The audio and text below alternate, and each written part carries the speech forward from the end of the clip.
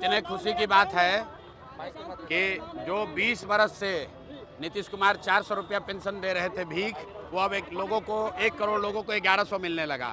आशा का मानदेय बढ़ गया, रसोइया का सैलरी डबल हो गया और बिजली मुफ्त हो गई, 125 यूनिट बिजली मुफ्त हो गया और आज आंगनवाड़ी वर्कर को भी राहत मिली है। मैं यही बात तो जनसुराज में बता रहा हूँ कि खाली लोगों ने अभी वोट नहीं दिया है, लोग सभाओं में आना शुरू किए तो इतना काम हो गया। आप अंदाज़ा लगाइए जिस दिन लोग वोट देकर नया व्यवस्था बनाएंगे, कितनी बड़ी क्रांति, कितनी बड़ी सुविधा लोगों के लिए यहाँ हो जाएगी। बिहार के बच्चों को पढ़ाई और रोजगार के लिए बाहर नहीं जाना पड़ेगा। प्रशांत जी क्या आपके डर से बिहार के लोगों को फायदा पहुंचना? नहीं, मेरे डर से नहीं, ये जो जनता घरों से निकली है इसके जनता के डर से, क्योंकि अभी तक लोग इसलिए काम नहीं करते थे कि उनको मालूम था कि लालू जी के डर से नीतीश भाजपा को वोट पड़ेगा और मोदी जी के डर से लालू जी को मुफ्त में वोट मिल जाएगा। इस बार उनको दिख रहा है कि जनता ने तीसरा विकल्प बना लिया, जनसुराज का विकल्प। तो ये जनता का डर है, लोग जान रहे हैं कि अगर हम लोग काम नहीं करेंगे तो जनता जनसुराज के साथ जाएगी।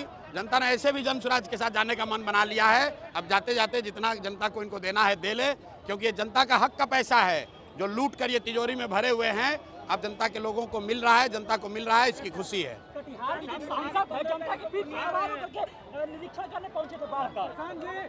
ये जो आप जिस सांसद की बात कर रहे हैं, ये कांग्रेस का चरित्र दिखाता है, ये कांग्रेस के चरित्र को दिखाता है। ये लोग राजशाही मानसिकता वाले लोग हैं।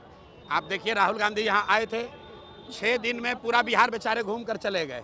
6 दिन में उनको पूरे बिहार की समस्या का पता चल गया, सबसे मिल लिए, सबकी मदद कर दिए और घोषणा करके चले गए कि भैया हमको वोट देके फिर राजा बना दो।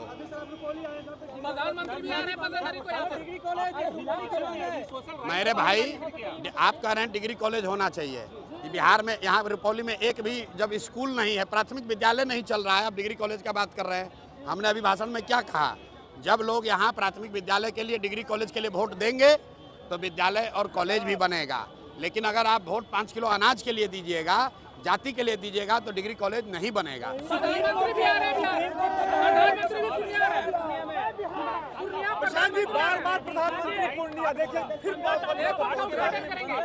भाई ये जनता की ताकत है, सारे नेताओं को जमीन पर उतरना पड़ेगा।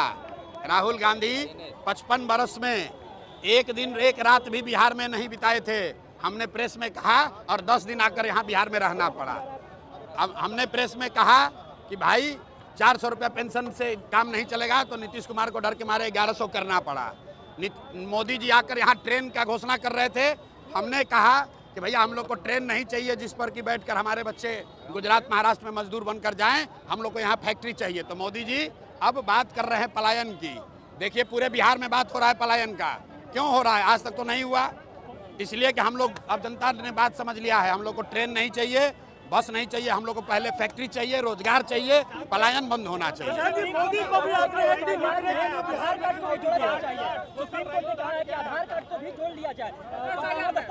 बिल्कुल, आधार सुप्रीम कोर्ट ने जो निर्णय लिया है वो ठीक है। हम लोग पहले से ही कह रहे हैं कि अगर आपके पास आधार कार्ड है आपको डरने की जरूरत नहीं है, क्योंकि चुनाव आयोग के पास नागरिकता तय करने का अधिकार नहीं है। नागरिकता तय करना चुनाव आयोग के अधिकार क्षेत्र के बाहर का मसला है, इसलिए किसी को डरने की जरूरत नहीं है।